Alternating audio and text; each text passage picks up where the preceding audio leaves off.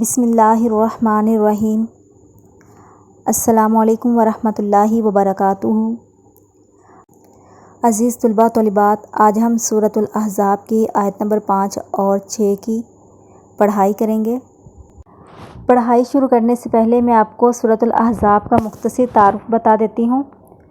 سورۃ الاحزاب قرآن مجید کی 33ویں سورت ہے۔ مدینہ منورہ میں نازل ہوئی اور اس کے رکوع 9 ہے، آیات اس کی 73 ہیں۔ عزیز طلباء و طالبات، ہم نے آج آیت نمبر 5 اور 6 کا ترجمہ کرنا ہے۔ آئیے پڑھائی شروع کرتے ہیں۔ بسم اللہ الرحمن الرحیم۔ اللہ کے نام سے شروع جو بڑا مہربان اور نہایت رحم فرمانے والا ہے۔ ادعوہم، پکارو انہیں، کنہیں پکارو؟ لے پالکوں کو، لآبائہم، ان کے باپوں کی نسبت سے، ہوا یہی اقسط، مصنفانہ ہے یا درست بات ہے، عند اللہ، اللہ کے نزدیک۔ ادعوہم لآبائہم ہوا اقسط عند اللہ، مومنوں لے پالکوں کو ان کے اصل باپوں کے نام سے پکارا کرو کہ خدا کے نزدیک یہی درست بات ہے۔ فَإِن، پس اگر، لم نہ، تعلموا، معلوم ہو تم کو، آباءہم، ان کے باپ، فإخوانکم، تو تمہارے بھائی ہیں، فی الدین، دین میں، وموالیکم، اور تمہارے دوست ہیں۔ فإن لم تعلموا آباءہم فإخوانکم فی الدین وموالیکم، اگر تم کو ان کے باپوں کے نام معلوم نہ ہوں تو دین میں تمہارے بھائی اور دوست ہیں۔ وَلَيْسَ، اور نہیں، علیکم تم پر، جناح گناہ، فیما، اس میں، اخطأتم، تم سے غلطی ہو گئی ہو، بہ، اس سے۔ وَلَيْسَ علیکم جناح فیما اخطأتم بہ، اور جو بات تم سے غلطی سے ہو گئی ہو اس میں تم پر کچھ گناہ نہیں۔ ولیکن، اور لیکن، ما، جو، تعمدت، ارادہ کرو، قلوبکم، اپنے دلوں سے۔ ولیکن ما تعمدت قلوبکم، لیکن جو قصد دلی سے کرو، مطلب قصد دلی ارادہ سے کرو، اسی پر مواخذہ ہے۔ مواخذہ مطلب پوچھ گچھ ہوگی۔ وکان، اور ہے، اللہ، اللہ، غفوراً، بخشنے والا، رحیما، مہربان۔ وکان اللہ غفوراً رحیما، اور خدا بخشنے والا مہربان ہے۔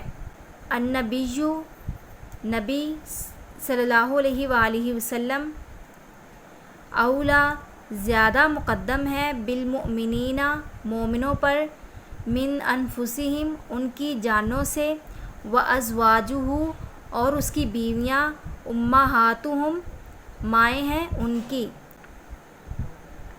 النبی اولی بالمؤمنین من انفسہم وازواجہ امہاتہم، پیغمبر مومنوں پر ان کی جانوں سے بھی زیادہ حق رکھتے ہیں اور پیغمبر کی بیویاں ان کی مائیں ہیں۔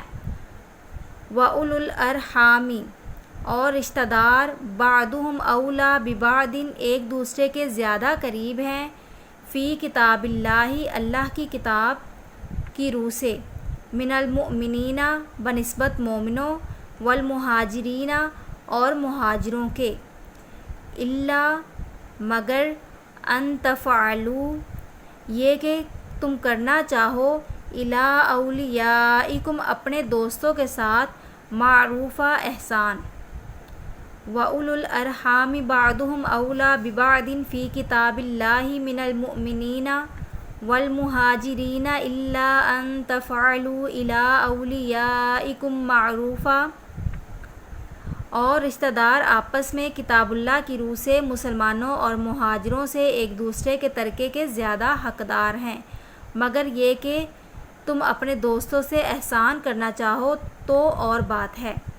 کانا، ہے، ذالک، یہ، فی الکتاب، کتاب میں، مستورا، لکھ دیا گیا۔ کانا ذالک فی الکتاب مستورا، یہ حکم کتاب یعنی قرآن میں لکھ دیا گیا ہے۔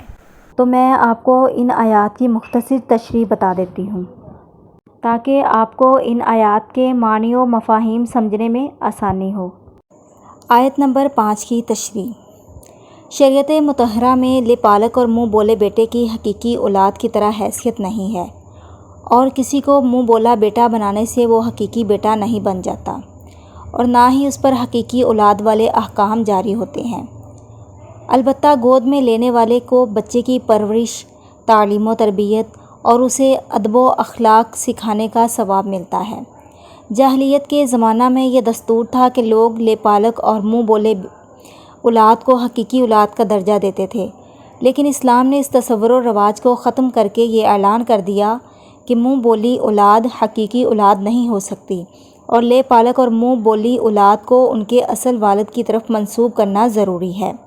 جب رسول اللہ صلی اللہ علیہ وآلہ وسلم نے زید بن حارثہ رضی اللہ تعالیٰ عنہ کو اپنا متنبع یعنی منہ بولا بیٹا بنایا اور لوگ ان کو زید بن محمد پکارنے لگے تو اللہ تعالیٰ نے یہ آیات نازل فرمائیں۔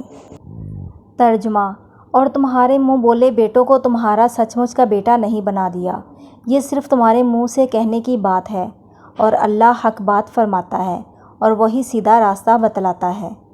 تم ان کو ان کے باپوں کی طرف منسوب کیا کرو، یہ اللہ کے نزدیک راستے کی بات ہے، راستے مطلب درست بات ہے، اور اگر تم ان کے باپوں کو نہ جانتے ہو تو وہ تمہارے دین کے بھائی ہیں اور تمہارے دوست ہیں، اور تم کو اس میں جو بھول چوک ہو جائے تو اس سے تم پر کچھ گناہ نہ ہوگا، لیکن ہاں دل سے ارادہ کر کے کرو تو اس پر مواخذہ ہوگا، اور اللہ تعالیٰ غفور الرحیم ہے۔ اس آیت کے نازل ہونے کے بعد صحابہ اکرام رضی اللہ تعالیٰ عنہم حضرت زید رضی اللہ تعالیٰ عنہ کو ان کے والد کی طرف منسوب کر کے زید بن حارثہ کے نام سے پکارنے لگے۔ لہٰذا اس سے معلوم ہوا کہ کسی بچے کو گود لینے سے وہ حقیقی بیٹا یا بیٹی نہیں بنتے، نہ ہی ان پر حقیقی بچوں والے احکامات جاری ہوتے ہیں۔